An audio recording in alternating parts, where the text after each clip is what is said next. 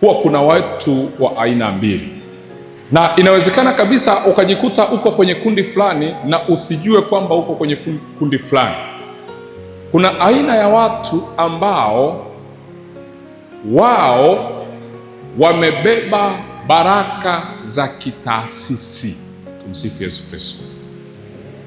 Kuna aina ya watu ambao wao wamebeba baraka za kivizazi, yaani kupitia wao familia yake inanufaika, jamii inanufaika, nchi inanufaika.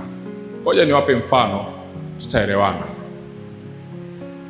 Mnamfahamu mtu kama Bakresa, sio? Mnamfahamu Bakresa eh? Kupitia Bakresa sio tu familia yake inayonufaika.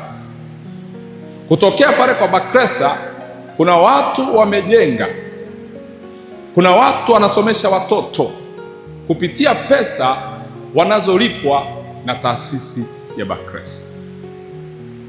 Yule hajabeba tu baraka za kwake peke yake, amebeba baraka nyingi sana. Ndio maana unaweza ukakuta watu walioajiriwa pale, kila mtu huwa anaombea kazi yake. Tumsifu Yesu Kristo. Na anapokuwa anaombea kazi yake, sio tu anaombea kazi yake, anaombea kampuni au ofisi anayofanya kazi.